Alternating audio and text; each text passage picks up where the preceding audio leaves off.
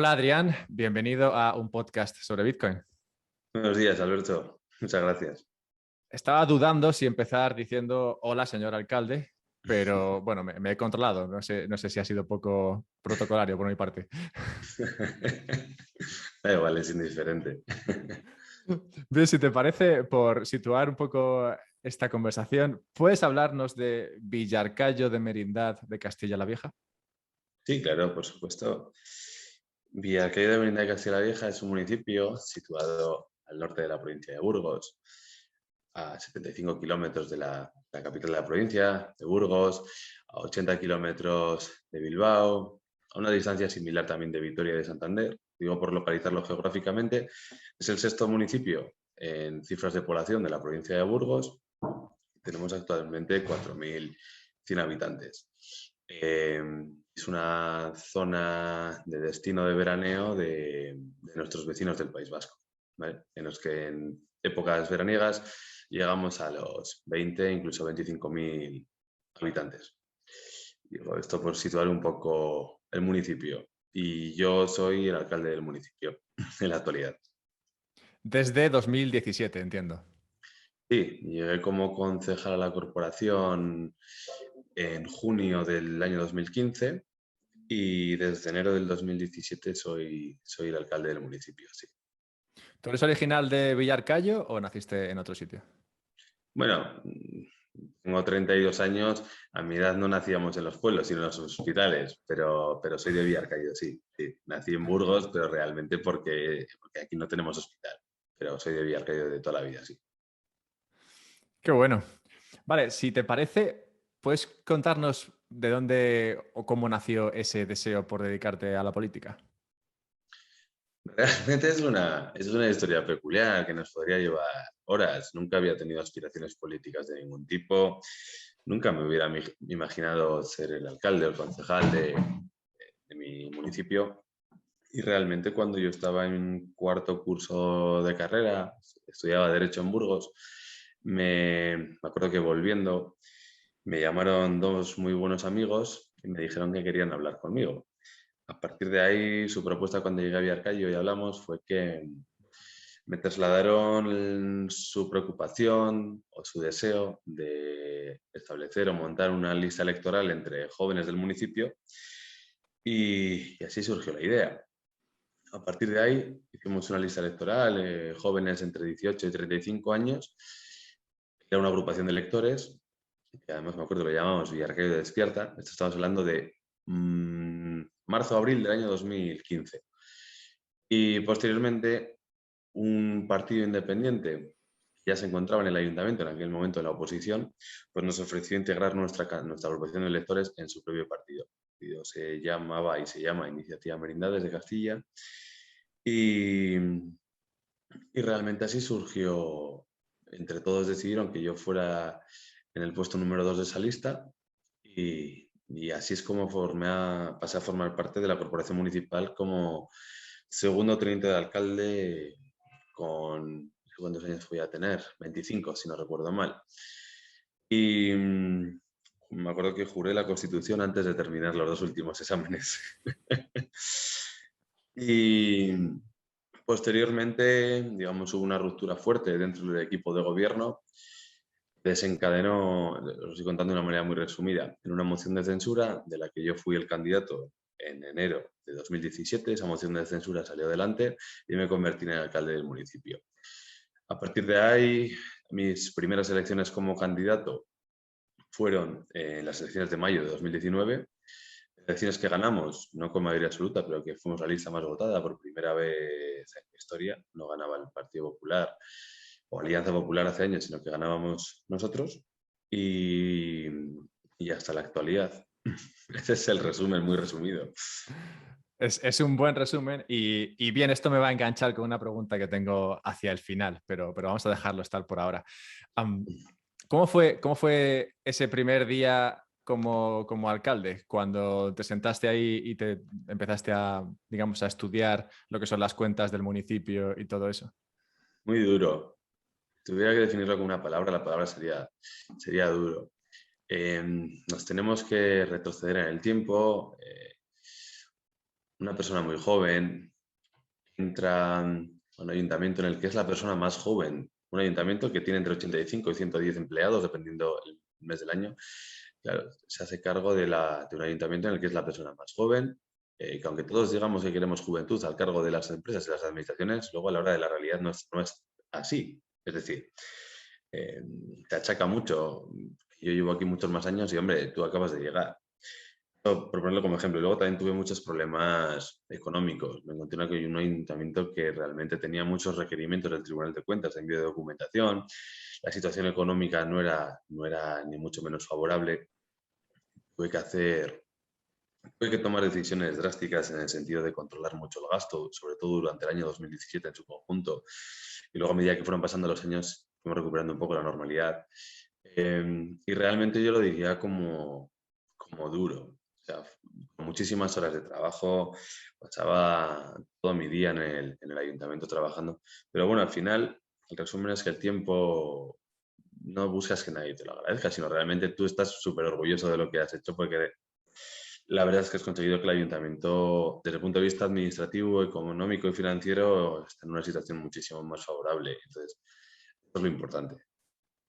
Tú estudiaste Derecho, como yo, curiosamente, y, pero luego también has demostrado, por lo que, bueno, por lo que va a ser el núcleo de esta conversación, también has demostrado interés por las cuestiones financieras y el dinero y la inversión en general. ¿De dónde surgió ese interés? Porque tengo entendido que según llegaste al ayuntamiento y descubriste la situación económica que te encontrabas, ya empezaste o empezó a resonar en tu cabeza la idea de, bueno, esto igual podríamos generar algo de capital aquí. O sea, que ¿de dónde de dónde surgió ese interés por las finanzas y la inversión? Bueno, previamente a estudiar Derecho, cursé y soy, bueno, técnico superior en Administración y Finanzas también. Eh, Eso no quita que realmente ese interés me viene de siempre. Interés en la propia economía, en la fiscalidad, en la financiación, las propias finanzas. Es un interés que tengo de siempre y siempre es una materia que me ha interesado mucho. Eh, y por otro lado, pues sí, como bien decías, digamos que si nos retrocedemos en tiempo, ahora que ya hemos puesto un poco en situación, el año 2017 fue el año de control máximo del gasto, ¿vale? Sin embargo, ya en el 18 bueno, empezábamos a tener posibilidades financieras y posibilidades económicas y que por qué no tener otras reservas de valor. Y me explico. Este ayuntamiento era titular de fondos de plazos fijos, ¿vale? En el que no los que nos dieran rentabilidad, sino que, por lo contrario, nos estaba costando dinero cada día que pasaba, con intereses negativos, etcétera, etcétera. Claro, que por las garantías de solvencia que daban esos plazos. A mí realmente, conozco un poco la materia, busqué otro tipo de opciones. Cuando hicimos, me acuerdo, el arqueo de caja, a mi llegada al ayuntamiento, vi que el ayuntamiento era titular de acciones, muy poquitas acciones, todas esas acciones de empresas del IBEX 35. Y mi pregunta fue, ¿por qué tenemos estas acciones y si podemos tener más?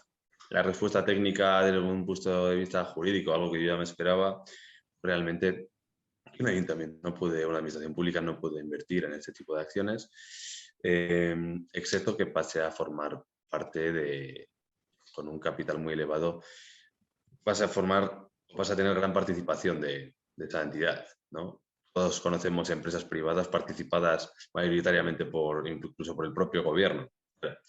Esto no es compra-venta de acciones con un fin bursátil, por decirlo de alguna manera, sino un tema estratégico. Entonces, bueno, que me estoy yendo por... No, esto es muy interesante. De hecho, te quería preguntar un poco para entrar en detalle, porque claro, sí que has comentado que acciones había bajo la titularidad del municipio, pero también había esas inversiones en plazos fijos que eran bonos del Estado o qué era. No. Depósitos bancarios, en entidades privadas. Bueno, Depósitos sí, bancarios bueno, que no te dan ningún tipo de interés, claro. eso es. ¿Y Sí. esas acciones cómo llegaron a parar a la titularidad del municipio? Estas acciones llegaron, bueno, a día de hoy las seguimos manteniendo como activos municipales, pero como decía, son cifras muy pequeñas. Llegaron debido a herencias, es decir, herencias de vecinos que un porcentaje de su totalidad de los bienes, derechos y obligaciones las dejan al propio ayuntamiento, el ayuntamiento acepta esa herencia y, por tanto, si tienes 100 acciones y te dejan el 4% de la totalidad de tus bienes y derechos, por tanto, 4 acciones pasan a formar parte de los bienes del ayuntamiento. De esa manera, teníamos en propiedad varias acciones. Y mi pregunta fue, si podemos heredarlas, ¿por qué no podemos adquirirlas en el propio mercado? Esa es la pregunta a la que quería llegar después de contar esta historia. Y pues fue negativa. El ayuntamiento no se puede dedicar a la compra-venta de activos bursátiles. Y digamos que así nació un poco mi interés, ¿vale? Al que busqué posteriormente informes jurídicos, informes técnicos, a ver si algún ayuntamiento, mediante algún mecanismo legal lo hubiera conseguido, y realmente no. O sea que, aunque es más que probable, bueno, esto parece totalmente claro, que muchos ayuntamientos tienen un montón de acciones de un montón de empresas que han recibido por esta cuestión de la herencia. Ninguna institución pública, salvo que sea una cuestión estratégica, puede comprar acciones, a pesar de que ya las tiene. Yo no diría ninguna institución pública. Remarcaría ninguna institución o administración pública que no necesite ser o sea necesario que sea un factor fundamental en un desarrollo estratégico. Es decir, todos conocemos, ¿no? Grandes empresas que están patrocinadas o forman parte de, por ejemplo, el gobierno de España.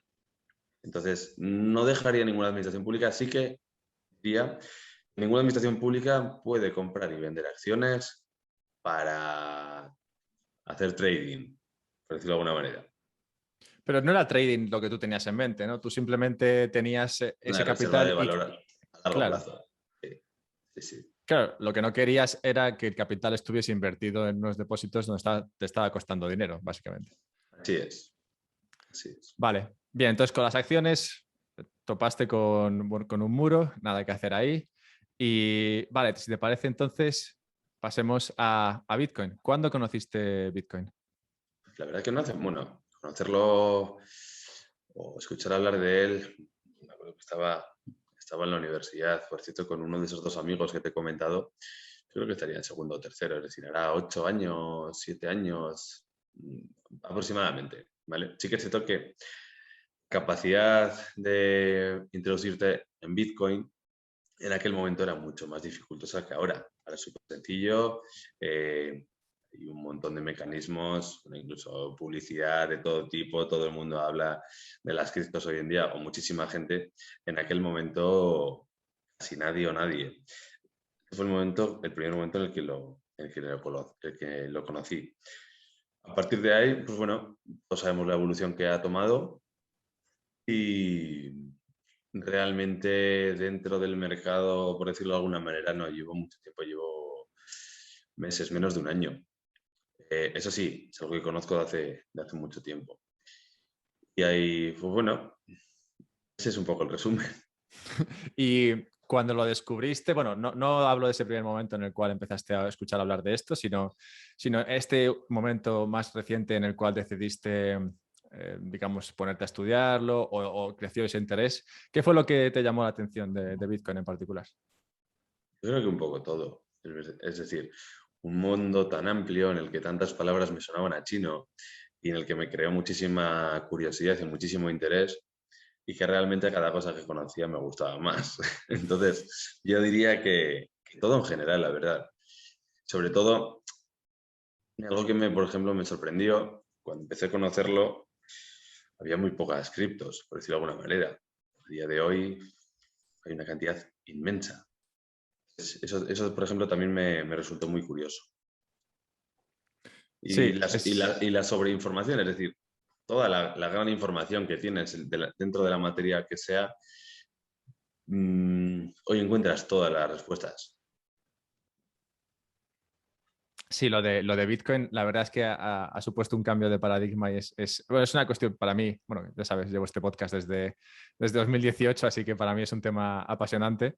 Y vale, lo descubriste, entendiste que tener una inversión en Bitcoin podría servir para ese objetivo que estabas buscando de preservar valor, en este caso del municipio.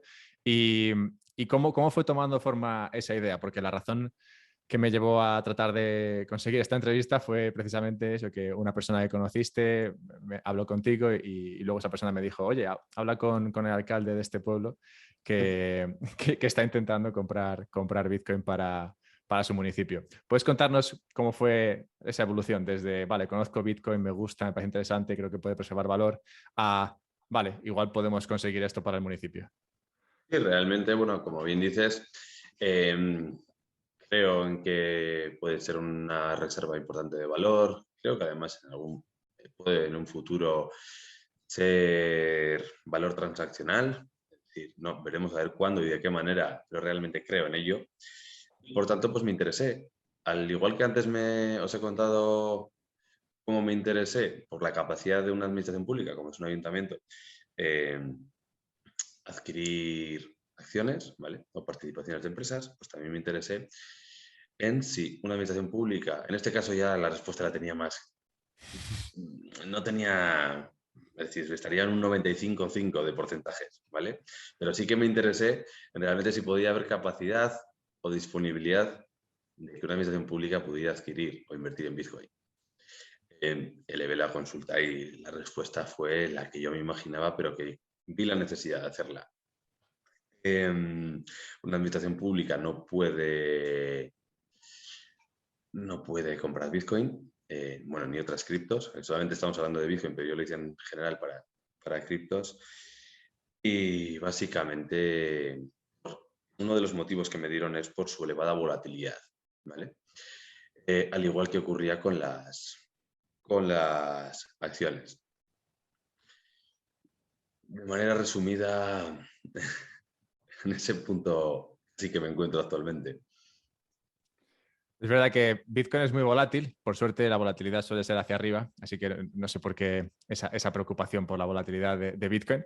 Y cuando tú dices, venga, vale, voy a plantear esta consulta, tienes que tratar esto con alguien de tu administración, tienes que, no sé, comentarlo por ahí, en el ayuntamiento, cómo funciona ese Sí, proceso. sí, claro, pues al final, para toda tramitación administrativa, sea lo que sea, hace falta tramitar un expediente. Entonces, para que ese expediente tenga un informe jurídico favorable, hay que tratarlo con funcionarios de la propia administración para que te indiquen si realmente esa idea es viable desde un punto de vista jurídico o realmente no es viable. ¿Y cuándo llegaste al muro? ¿Dentro de tu administración tú pudiste Nada, tratarlo o...? en el minuto cero. Ah, vale. Sí, sí, o sea, en cuanto le ve la consulta. ¿Y dentro de tu partido de gobierno hay más personas que saben de esta aventura tuya? De la idea, sí, porque yo creo que lo dije de un poco delante de todos. Sí, la idea. Aventura realmente, yo no lo denominaría aventura, porque realmente Ya, estaba buscando es otra una, palabra. es una idea para ver si era viable ponerla en marcha. Sí, sí, es verdad que estaba buscando una palabra diferente, pero ha sido la que me ha venido a la cabeza. Nah, no te No, preocupes. es que parece que le quita importancia a la cuestión y no es así, me parece que es muy importante Es cierto que hacer esto. estuve buscando vía internet a ver si algún municipio español o incluso europeo, que compartimos mucha de la legislación aplicable, había intentado algo similar, no encontré nada. También puede ser lógico. Es decir, si alguien busca después de esta entrevista algo en Viaje, tampoco va a encontrar nada, porque tampoco, excepto esta entrevista, que realmente no lo hemos dado publicidad. Es decir, la publicidad la tendría si se hubiera llevado a cabo. Claro. Sí, digamos que murió antes de nacer la idea y no se Ujú. ha podido desarrollar de ninguna manera. Entonces, en ese procedimiento, ¿quién es, o sea, cuando tú elevas esa consulta, ¿quién responde por parte del gobierno? No, del Bueno, gobierno de no. la Sí, burocracia administrativa, ¿no? funcionarios del propio ayuntamiento. Ujú. No por parte del gobierno. Es decir, nosotros para aprobar cualquier cosa necesitamos que los funcionarios nos informen favorablemente de eso, de esa idea o proyecto que nosotros queremos llevar a cabo. En este caso, esta idea fue desinformada totalmente.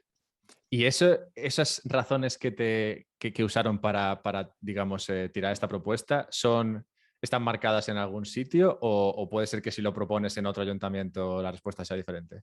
No, están marcadas, sí. La legislación es muy rígida. A nivel europeo y a nivel español es muy rígida en estos aspectos.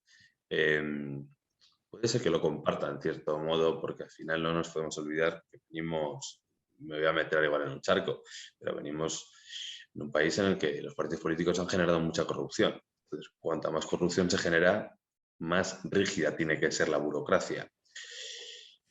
Esto no es una excusa, ni mucho menos, pero realmente creo que hay mucha relación. Entonces, la legislación a día de hoy lo prohíbe. Mientras no haya una modificación en el marco legislativo, no se puede, o por lo menos yo no lo veo posibilidades. Vale, pasemos a la siguiente alternativa que se te ocurrió para tratar de, digamos, salvar esos obstáculos administrativos. Esto Hay sí otras que... formas. Sí, dime. No, Quería decir, bueno, sí, continúa, perdona. digo que hay otras formas de obtener exposición a Bitcoin y creo que estás observando o tratando de plantear alguna de ellas.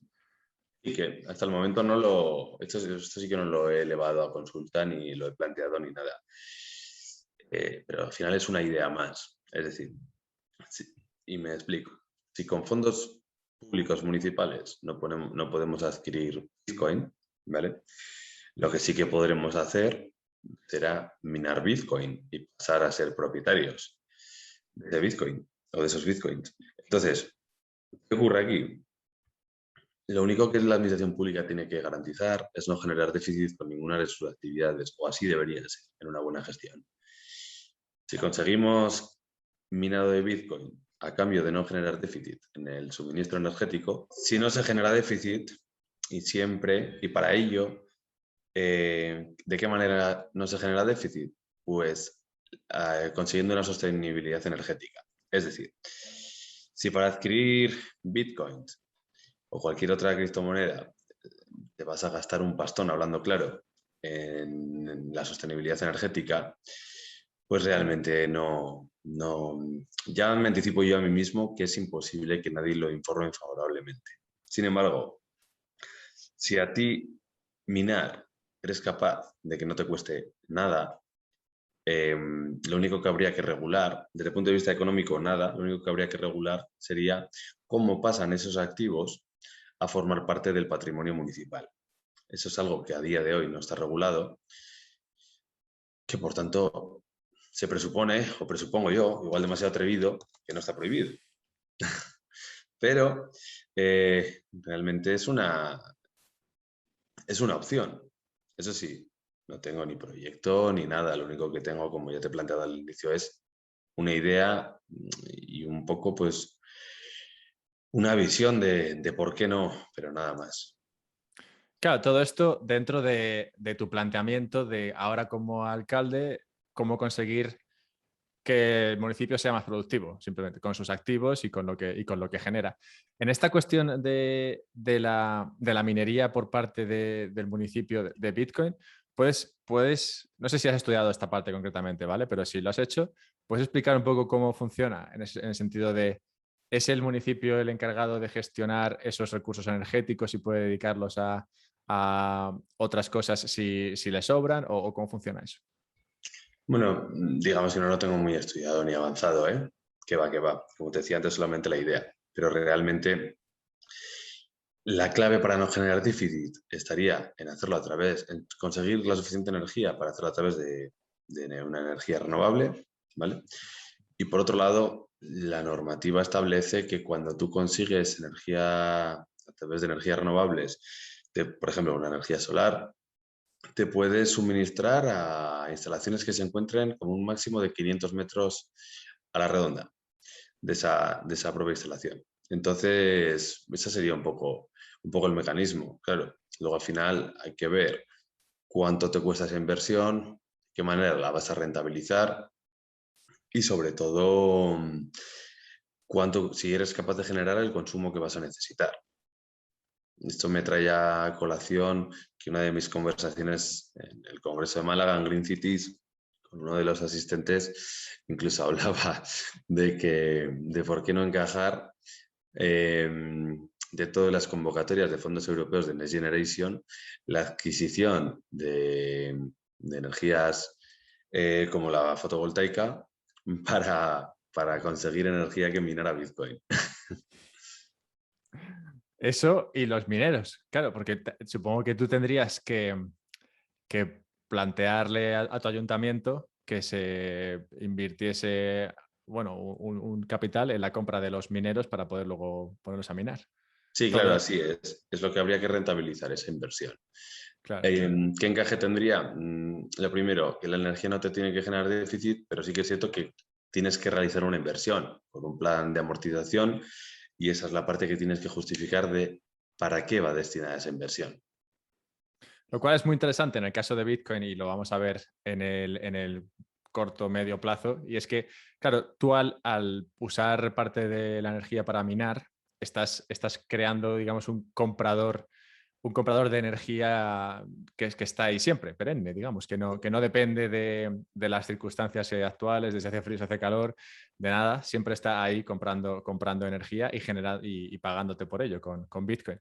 Y eso a lo que llaman el grid, que no sé cómo se llamará en español, pero vamos, toda la red, digamos, a la red de electricidad, de generación de electricidad y de energía, le da unas posibilidades que hasta ahora no tenía. Así que, No bueno, tenía.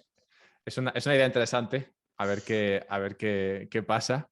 Pero también has explorado otras, o tengo entendido, estas en relación a lo que ha ocurrido con El Salvador.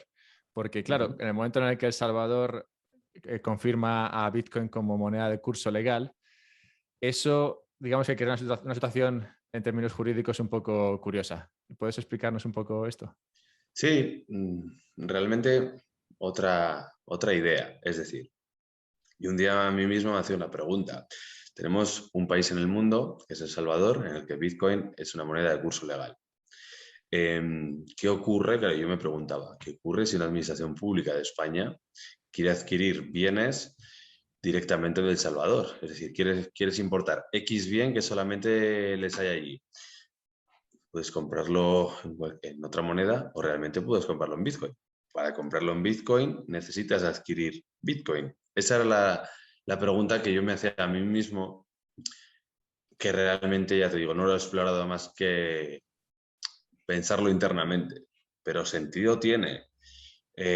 Volvemos a lo mismo, falta de regulación o incluso regulación estricta y restrictiva, pero realmente si yo quiero comprar algo a El Salvador, tendré que adquirir una de las monedas que son allí o están establecidas de curso legal. Claro. Sí, bueno, de la misma manera que para comerciar con otros, pues te hacen falta dólares o te hacen falta Claro. la moneda que aceptan en su región. Y vale, bueno, en realidad un montón de ideas. Una que ya has implementado, la de la minería que parece, bueno, yo creo que va a ser algo importante en el futuro. Y luego, bueno, lo del Salvador, que ha sido algo que nos ha caído este año y que ha creado una situación muy curiosa en el sistema internacional. Quería preguntarte si, imagínate que consigues sacar esto adelante, tú o bueno, cualquier otro municipio que esté escuchando esto y que se haya planteado las mismas cuestiones que tú. Um, ¿Hay algo de esto que te dé miedo en el sentido de, al final, estás dedicando parte de los recursos del municipio a un activo que, si bien, como digo, su mayor volatilidad es hacia arriba, también a veces lo es hacia abajo? Y esas consideraciones, ¿en qué medida te preocupan o qué responderías a ellas?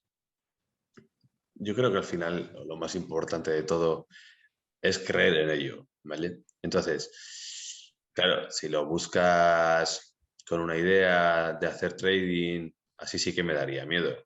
Yo no lo busco. Otra cosa es lo que yo hago con mis activos a título personal. Pero, sin embargo, como administración pública está claro que sería para holdear a largo plazo y en ese aspecto, por el valor del bien, ningún miedo.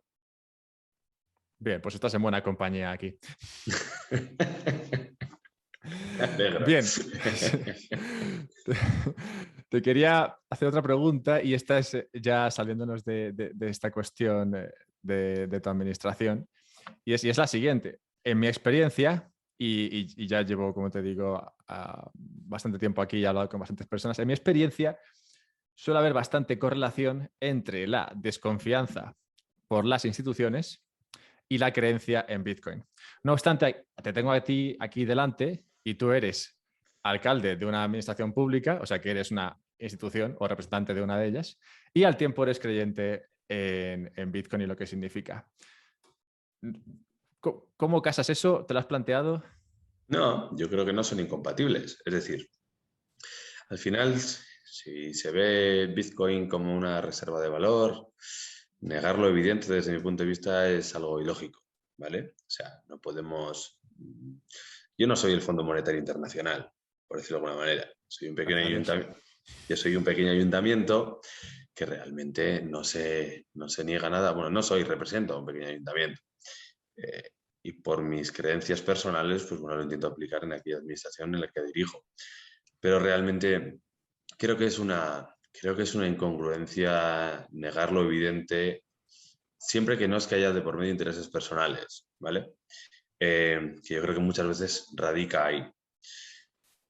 Pero creo que en mayor o menor medida algún día las administraciones, las instituciones tendrán que empezar a cambiar el relato, el discurso al respecto de las criptomonedas. Veremos de qué manera, si sacando sus propias criptomonedas, cada administración, o de qué manera lo harán, pero lo que no puede ser es que en un mundo tecnológico y digitalizado como el que nos encontramos hoy en día, neguemos ese tipo de evidencias. Es decir, me voy a poner un ejemplo. El gobierno de España no acepta ese tipo de activos, pero por otro lado, uno de los 4 ejes de gasto de los fondos Next Generation, de los primeros 75.000 millones, es la digitalización y nuevas tecnologías en todo su desarrollo. Entonces, para una cosa sí, pero para otras no sé. Yo creo que son compatibles ambas cosas y el ejemplo soy yo. Pero claro, yo no dirijo ningún banco nacional, ni internacional, ni el FMI, como decía, ni nada por el estilo. Sí, bueno, está claro y como te he dicho antes, menos mal, porque el FMI nos causa bastantes problemas, al menos a mí personalmente. Es una cuestión que he tratado varias veces en mi podcast porque tiene bastantes políticas que son discutibles, cuanto menos. Pero no, lo que estás haciendo es interesante y espero que ayude un poco a otras personas que se pueden encontrar en tu situación a, bueno, a simplemente plantearse esto. Cuando te preguntaba en qué medida veías si había cierta contradicción ahí en ser creyente de Bitcoin y aparte creer en las instituciones, claro, donde quería llegar ahí es a que hay muy pocas personas que sean como tú hoy día. Hay personas que creen en el sistema actual y que el sistema actual es lo que hay, que el euro es lo mejor que podemos tener y que almacenar nuestro valor en euros es lo mejor que podemos hacer. Y luego hay gente, como puede ser yo, gente que escucha este podcast o tú, que entiende que hay otras alternativas a mantener el valor de tu trabajo, como hacerlo a través de Bitcoin. Y supongo que cada vez más habrá más personas que sean como tú, que sean parte de las instituciones y también entiendan la propuesta de valor de Bitcoin. Así que, bueno, creo que en esta conversación has explicado esa andadura tuya y espero inspirado a otras personas a tratar de avanzar en esa dirección. Pero ¿quieres, para terminar, dejar algún mensaje para los que nos están escuchando? Bueno, sí que me gustaría. Aparte de que visiten Villarcayo, cosa que Sí, me voy a sí. apuntar. Lo primero, agradecerte la entrevista, Alberto. Lo segundo, animar a todos los que la vean y tú, por supuesto, a visitar Villarcayo. Y lo tercero, realmente, pues nada, que espero que esta experiencia que hemos contado y que ya digo que a día de hoy son ideas que te surgen o preguntas que te haces a ti mismo y dices, vamos a poner esto en marcha y de qué manera, porque es cierto que la normativa y la burocracia la tenemos en contra, no tenemos nada a favor. Sirva para que la gente que lo escuche, pues se pueda hacer a sí mismo esas preguntas, se pueda divulgar internamente y pueda decir, ¿y por qué no? Entonces, para generar sensibilidades, ¿vale? Solamente con que sirviera para eso, para mí ya sería muy, muy positivo. Aparte de que yo por mi línea seguiré intentándolo y trabajándolo. Pero realmente creo que con eso la entrevista de hoy habría cumplido ya una función muy importante. Sí, y bueno, desde aquí yo te animo, seguro que los que te están escuchando te animan y claro que en el momento en el que consigas algo, que antes o después, al final has dicho que tenías 32 años, antes o después aún te queda recorrido, antes o después conseguirás algo de esto. En cuanto lo consigas, espero que puedas venir aquí a contarnos cómo ha sido ese éxito, porque sería un éxito para ti, pero también para los demás. Así que muchas gracias, Adrián, por estar aquí contando esto. Sí, por supuesto. Nada, muchas gracias a ti, de verdad, Alberto. Y ya te digo, invitado estás, ¿eh?